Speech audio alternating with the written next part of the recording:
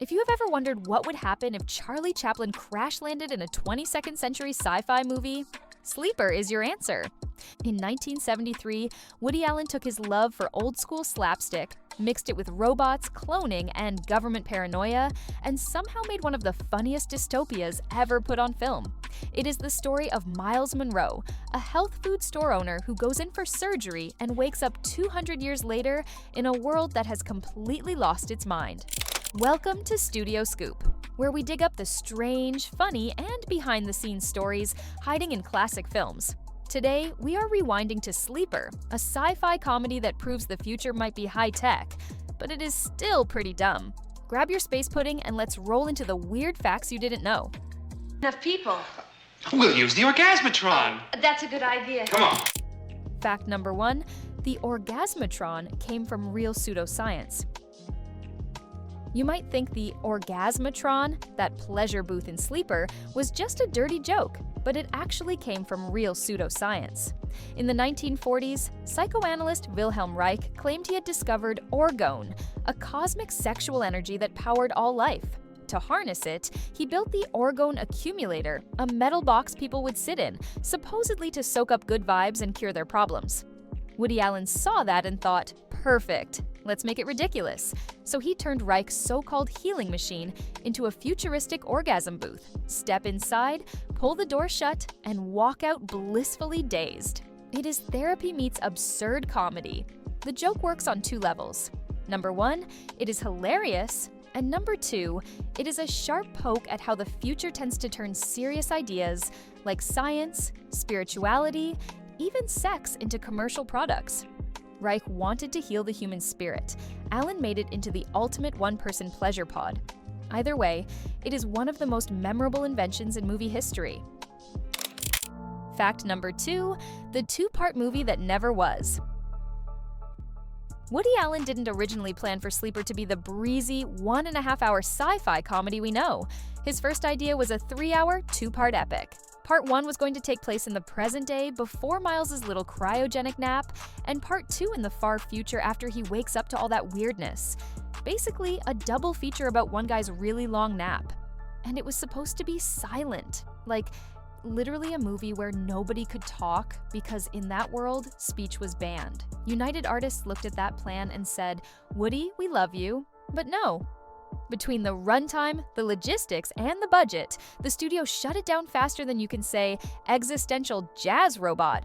But traces of that crazy idea survived. The slapstick bits, the long, wordless gags set to Dixieland jazz. That is pure silent film DNA.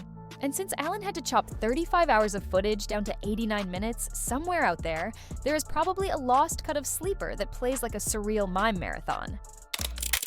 Fact number 3, Sleeper was finished just 2 days before release.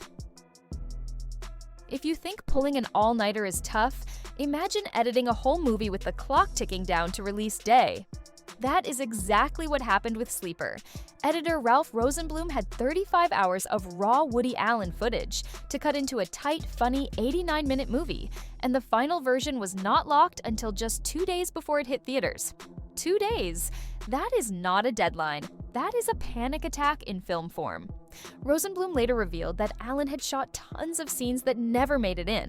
One featured Miles playing chess with life-sized pieces and getting executed when he loses. Another had him performing clumsy magic tricks to impress Luna. Both were hilarious, but had to go to keep the movie snappy and hit the studio's schedule. That frantic edit turned out to be a blessing. All the extra trimming gave Sleeper its lightning-fast pace and non-stop energy. Still, imagine editing with Woody Allen cracking jokes behind you while the clock is ticking toward premiere night.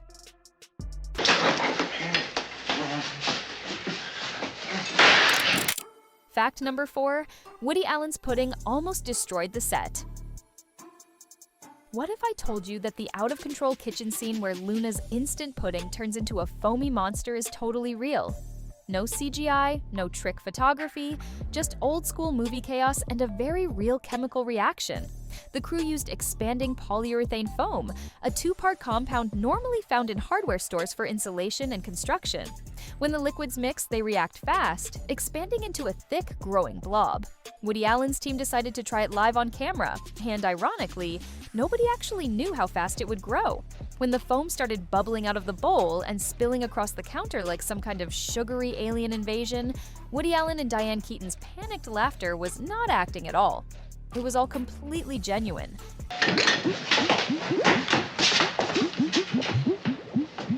The foam expanded faster than expected, started covering everything, and hardened within minutes. Since it was a one-shot deal, they had to capture the chaos in a single take. The end result is one of Sleeper's funniest and most unpredictable moments, where pure slapstick energy is powered by chemistry. Fact number 5. The McDonald's of the future was actually a church. Let me tell you a funny fact. None of Sleeper's futuristic locations were built for the movie. Every building you see on screen is real. Instead of using expensive studio sets, Woody Allen and his crew scouted across Colorado for modern architecture that already looked like it had time traveled straight out of a sci-fi comic book. The sleek, high-tech lab where Miles wakes up is the National Center for Atmospheric Research in Boulder, designed by world-famous architect I.M. Pei. Luna's curvy, space-age home is the sculptured house on Genesee Mountain, a bizarre, bubble-shaped masterpiece that locals still call the Sleeper House to this day. And the film's most hilarious location is the futuristic McDonald's that was actually shot inside a church. The crew used the Mile High Church of Religious Science in Lakewood, Colorado, and simply added golden arches out front to turn it into a fast food joint. It was the perfect sight gag where a temple of worship was turned into a burger palace. Only Sleeper could pull off a joke that made architecture part of the punchline. Fact number 6. Before Batman Forever, Joel Schumacher was designing spacesuits. Long before Joel Schumacher was directing billion-dollar blockbusters or giving the world the most controversial Batman suits in history, he was behind a sewing machine. Yep, the wild futuristic costumes in Sleeper were designed by a young, not yet famous Schumacher, years before his days directing The Lost Boys, St. Elmo's Fire, and Batman Forever. At the time, Schumacher was not a Hollywood power player. He was the costume guy trying to make the future look fabulous on a budget. He mixed shiny metallic fabrics, bright 1970s textures, and exaggerated silhouettes that made everyone look like they had just stepped out of a disco on Mars.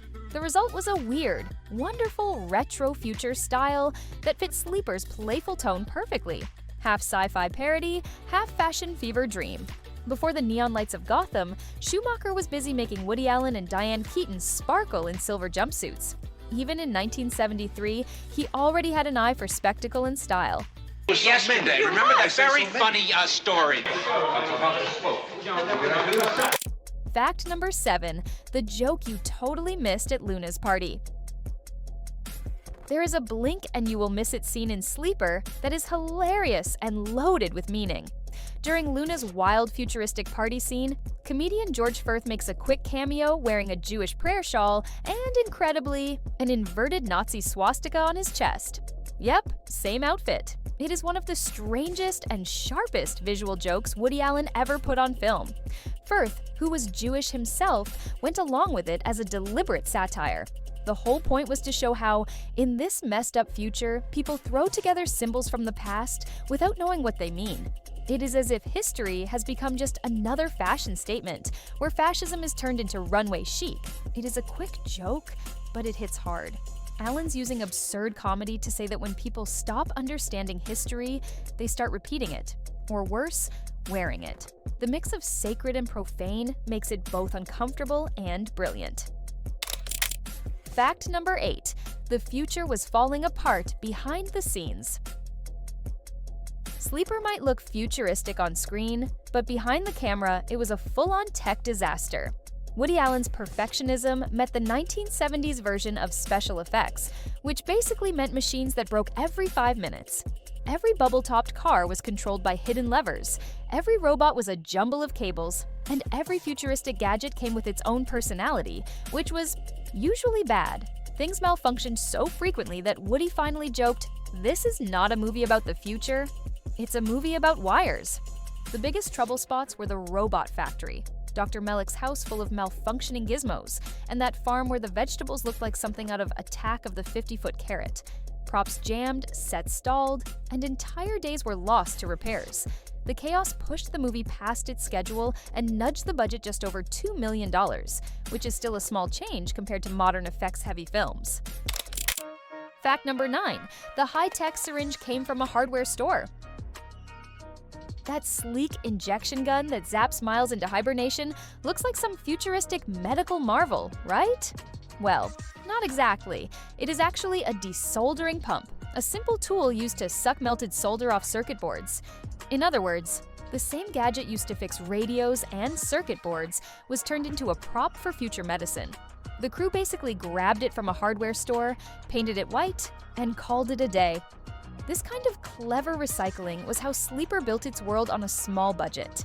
Instead of spending thousands on custom tech, the prop team used everyday items and just gave them a sci-fi makeover. Need a cryogenic syringe? Paint a workshop tool. Need a high-tech scanner? Grab something from Radio Shack and glue on a few buttons. It is a perfect example of 1970s movie magic, pure creativity over cost. So next time you see Woody Allen being frozen by that slick medical device, just picture a repairman somewhere using the same thing to fix his stereo. With God's help, in a couple of hours, we will have our leader back. Fact number 10. The future dictator was a real 60s LSD guru. That mysterious, all-powerful face known as the leader, the one plastered on every wall in Sleeper's future, is not some made-up sci-fi villain. It is Timothy Leary, the real-life psychologist and LSD guru, who became the face of the 1960s counterculture movement. You know, the guy who told everyone to turn on, tune in, drop out. Woody Allen used Leary's image as a sly inside joke and turned a symbol of spiritual freedom into a creepy government idol. The irony could not be better. The man who preached against authority is now the literal face of it. It is Allen's way of poking fun at how society turns rebels into brands and movements into institutions. And it does not stop there. The movie's plot even involves rebels trying to clone the leader from his last surviving body part, his nose. It is absurd, funny, and weirdly brilliant. Only Sleeper could take psychedelic philosophy, cloning, and dictatorship, toss them in a blender, and still make it work. And those were the 10 weird facts that make Sleeper one of the strangest sci-fi comedies ever made.